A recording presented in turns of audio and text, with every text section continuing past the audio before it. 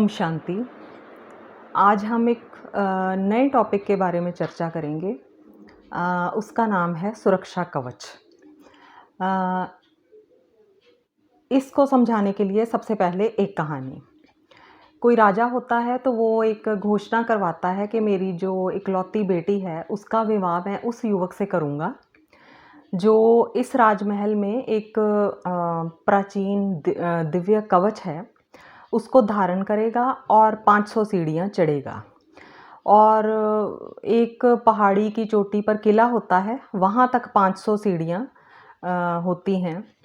तो उस किले तक पहुँचना होता है उस कवच को धारण करके। तो वो जो प्राचीन ऐतिहासिक दिव्य कवच होता है बहुत बहुत भारी होता है।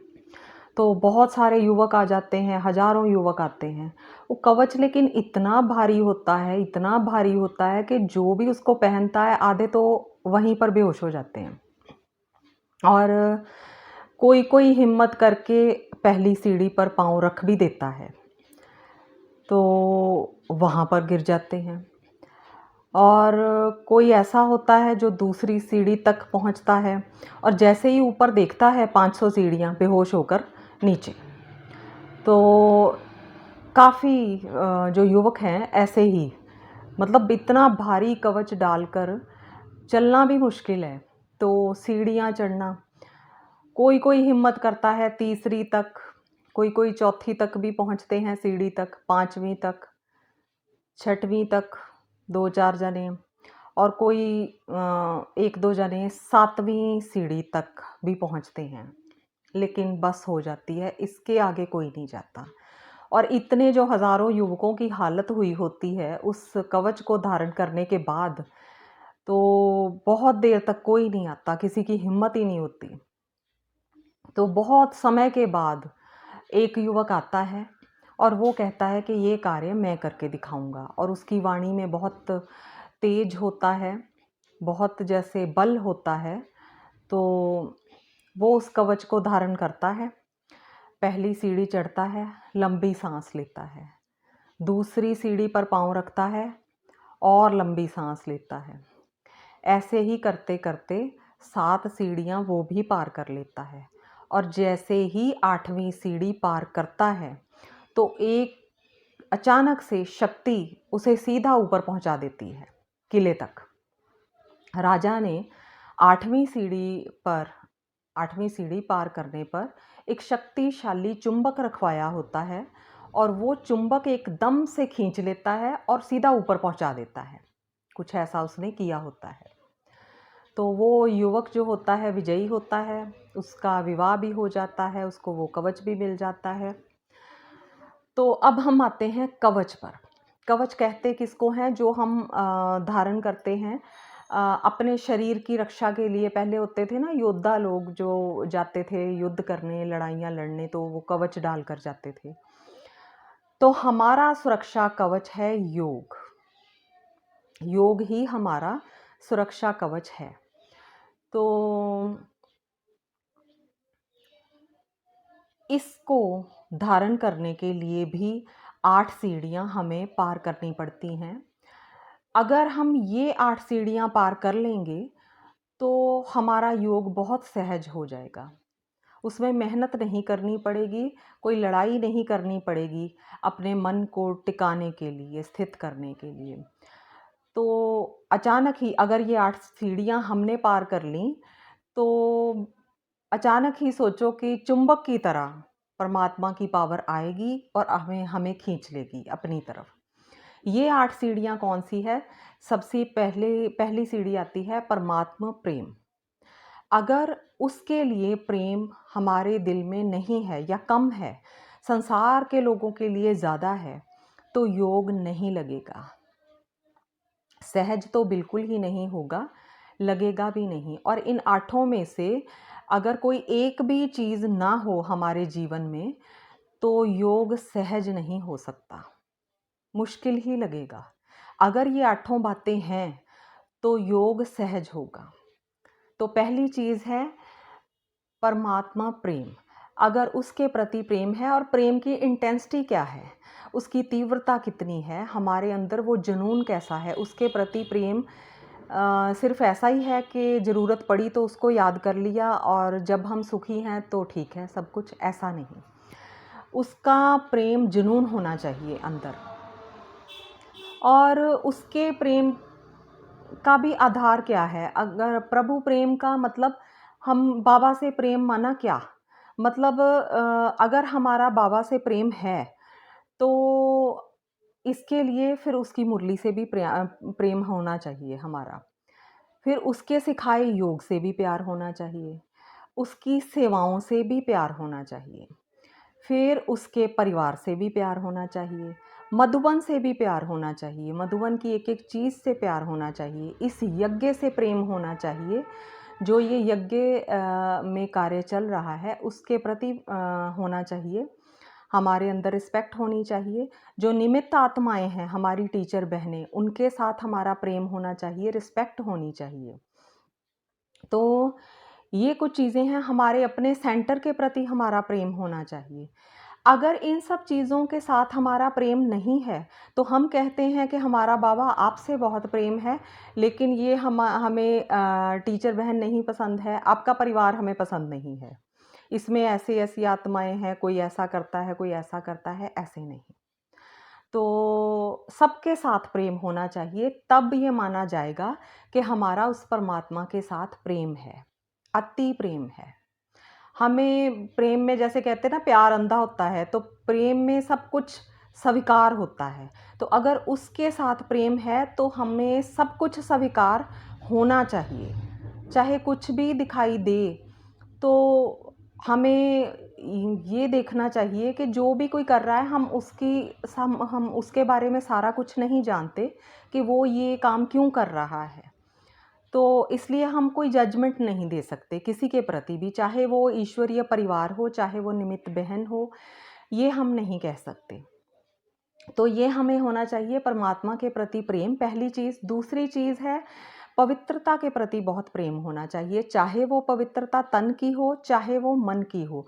और मन की पवित्रता इतनी ऊँची चीज़ है कि हमारे मन में नेगेटिव संकल्प आने ही नहीं चाहिए, व्यर्थ नहीं आना चाहिए, बुरे संकल्प नहीं आने चाहिए, किसी के प्रति नफ़रत की भावना नहीं होनी चाहिए, परचिंतन, परदर्शन नहीं होना चाहिए, ये चीज़ें। तीसरी चीज़ है, हमारे अंदर वैराग होना चाहिए। अगर वैराग नहीं, तो इसका मतलब है कि हम फँसे हुए हैं मोह में। फँसे तो हुए हैं, लेकिन फिर भी वैराग पैदा करने की भी युक्तियाँ हैं। जितना-जितना बाबा की याद में रहेंगे, अपने आप ही मोह टूटता जाएगा, हम निर्मोही बनते जाएँगे और वैराग अंदर भरता जाएगा। चौथी चीज़ है कि एकाग्रता। हमारी एकाग्रता अपने आप में ही एक साधना है। एकाग्रता को साधना बहुत ज़रूरी है योग के लिए। ये भी एक सीढ़ी है। अगर एकाग्रता पर हमने काम कर लिया, तो बहुत सहज हम योग कर पाएँगे। फिर एक चीज़ आती है, मर्यादा। अगर हम बाबा के बच्चे बने हैं, हमारे बोल, हमारे कर्म मर्यादा में होने चाहिए। हम पहन कैसा रहे हैं, हम बोल कैसा रहे हैं, हम कर्म कैसे कर रहे हैं, हमारा खान-पान कैसा है, कहाँ कहीं पर भी हमारा मन चंचल तो नहीं हो रहा। हर चीज़ की मर्यादा है, और जितना-जितना हम मर्यादा में रहते जाएँगे, अपने आप ही योग सहज होता जाएगा, अपने आप ऑटोमैटिकली। फिर एक चीज़ आती है, प्रैक्टिस। मतलब एक होता है निरंतर अभ्यास, मतलब प्रैक्टिस, किसी भी चीज़ को हमने सीखना हो तो हम निरंतर, अपने मन में भी अभ्यास चलता ही रहता है, चाहे कोई स्थूल कर्म हो, मन में भी हम निरंतर उसके बारे में सोचते रहते हैं, ऐसे करेंगे, प्रैक्टिस। तो ये नहीं कि एक बार बैठे, 2 बार बैठे, योग तो लगता ही नहीं, मन तो टिकता ही नहीं, बुद्धि तो भटकती रहती है, छोड़ नहीं देना चाहिए, निरंतर अभ्यास करते रहना चाहिए। उसके बाद फिर चीज़ आती है विधि। विधि क्या है? आजकल देखो हर एक के हाथों में मोबाइल है। बहुत तरह की कमेंट्रीज़ हैं, पॉइंट्स समझाने के लिए क्लासेस हैं। तो एक ही विधि को लेकर ना चलते रहो, क्योंकि मन ऐसी चीज़ है जो बहुत जल्दी बोर हो जाता है किसी भी एक चीज़ से। तो बाबा से मिलना है, बाबा से कनेक्शन जोड़ना है, तो उसको भी जैसे कह लो रमणीक तरीके से हम कर सकते हैं, मतलब वो भी एक खेल लगे, मनोरंजन लगे हमें। मतलब थकावट वाला, बोरियत वाला काम ना लगे कि हाँ, एक नियम है पूरा कर लिया, ये नहीं। अपने अंदर ही एक उमंग होना चाहिए कि हाँ, योग में बैठना है क्योंकि बाबा से मिलना है। वहीं से तो सारी प्राप्तियाँ होनी हैं। तो फिर एक चीज़ आती है विधि, अपनी ज़रूर चेक करो। अगर हम वही पुरानी चीज़ एक ही लेकर चल रहे हैं, तो ऐसे नहीं, रोज़ रोज़ नया नया कुछ ना कुछ होना चाहिए, क्रिएटिविटी होनी चाहिए, विधि अपनी चेक करना। फिर चीज़ है लक्ष्य, टारगेट ज़रूर होना चाहिए। अगर हम योग में बैठ रहे हैं तो कोई ना कोई लक्ष्य लेकर ज़रूर बैठें कि कभी सोच लिया कि हम फरिश्ता स्वरूप में बैठने जा रहे हैं, आज हम अपने फरिश्ता स्वरूप का अभ्यास करेंगे। किसी दिन बीज रूप स्थिति का अभ्यास करेंगे, ज्वालामुखी स्थिति का, आत्म अभिमानी स्थिति का। आज हम सिर्फ बाबा से बातें ही करेंगे, आज हम सिर्फ सम्मान में बैठेंगे। बहुत मतलब विधियाँ भी बहुत अलग-अलग हैं और लक्ष्य भी अलग-अलग हैं। किसी दिन मनसा सेवा करनी हो तो उस लक्ष्य से बैठें। मतलब अलग-अलग ढंग से बैठें ताकि योग भी बोझ ना लगे, वो भी इंटरेस्टिंग बने, रोमांचक बने। तो अगर हम ये 8 सीढ़ियाँ पार कर गए, इन पर हमने काम कर लिया तो योग बहुत सहज हो जाएगा, बहुत ही सहज। अचानक ही कोई शक्ति आएगी, ऊपर ले जाएगी, चुंबक की तरह हमें खींच कर ले जाएगी। अब आते हैं कि कवच क्या है, ये सुरक्षा कवच है क्या? जब हम योग करते हैं, मेडिटेशन करते हैं, तो ऑटोमेटिकली हमारे आसपास एक ऑरा क्रिएट होना स्टार्ट होता है, जिसको हम ये कहते हैं क्योंकि परमात्मा से कनेक्शन बार बार जोड़ रहे हैं या कैसे भी याद कर रहे हैं, किसी भी तरह से हम उसके साथ जुड़े हैं, चाहे चलते फिरते कर रहे हैं, कर्म करते कर रहे हैं या बैठकर कर रहे हैं, किसी भी तरह उसके साथ जुड़े हैं हम, तो हमारे आसपास एक ऑरा क्रिएट होना स्टार्ट हो जाता है। तो वो ऑरा फिर पॉजिटिविटी का होता है, तो उसके अंदर नेगेटिविटी एंटर नहीं कर सकती, ऑरा इतना वो पावरफुल होता है। तो ये हमारा कवच है। जो मेडिटेशन करते हैं, योग करते हैं, उनके आसपास ये ऑरा ऑटोमेटिकली क्रिएट रहता ही है। ये हमारा कवच है और इस कवच की कुछ विशेषताएं हैं, फीचर्स हैं इसके, गुण हैं इसके। पहले तो यहाँ तक पहुँच गए मतलब योग सहज हो गया। योग सहज हो गया, हम चलते फिरते भी बुद्धि की तार उससे जोड़े रख सकते हैं। तो हमारे आसपास ऑरा क्रिएट हो गया, हम सुरक्षा कवच में आ गए। ठीक है, सुरक्षा कवच हमने धारण कर लिया। ये थे धारण करने के मेथड। इसके गुण क्या हैं? पहला है कि ये इनविजिबल है, दिखाई नहीं देता किसी को भी। मतलब जैसे कहते हैं ना, बाबा कहते हैं मैं भी गुप्त हूँ, ज्ञान भी गुप्त है, बच्चे भी गुप्त हैं, संगम युग युग भी गुप्त है, सब कुछ गुप्त है, धारणाएं गुप्त हैं, सब कुछ गुप्त है। तो ये भी गुप्त है, इनविजिबल है, अदृश्य है, दिखाई नहीं देता। और सारा खेल अदृश्य का तो चल रहा है ना यहाँ पर संगम युग पर। सब कुछ, हाँ, सेवाएं ज़रूर प्रत्यक्ष हो रही हैं, लेकिन बाकी सब कुछ अदृश्य ही है, अदृश्य का ही खेल है। तो ये जो कवच है, ये इनविजिबल है। और अगर हम पर कोई अटैक करे नेगेटिविटी, और उसे तो पता ही नहीं ना, हमने कवच डाला हुआ है, ये सुरक्षा कवच डाला हुआ है, और हमें कुछ हो नहीं, हमारी शांति भंग नहीं होती है, तो फिर ये इसका गुण है। दूसरी चीज़ है, अजेय है। जिसने ये कवच डाला होता है, उसको कोई हरा नहीं सकता। उसकी हमेशा विजय, बाबा हमेशा कहते हैं ना, विजयी रतन बनो, मैं विजयी आत्मा हूँ, इस नशे में रहो। तो उसको कोई हरा नहीं सकता, अजेय कवच है। फिर है ये अभेद है, इसके अंदर कोई नेगेटिविटी, किसी भी तरह की माया प्रवेश नहीं कर सकती, अभेद है, इसको भेदा नहीं जा सकता। फिर है ये इम्पेरिशिएबल, टिकाऊ है, ड्यूरेबल है। जैसे वो शॉपकीपर दिखाते हैं ना कि कोई चीज़ होती है तो उस पर खड़े होकर भी दिखाते हैं कि ये टूटेगी नहीं, तो ऐसे ही ये भी ड्यूरेबल है, टूटता नहीं है और टिकाऊ है। मतलब ये कहीं जाएगा नहीं इतनी आसानी से। फिर ये लाइट है।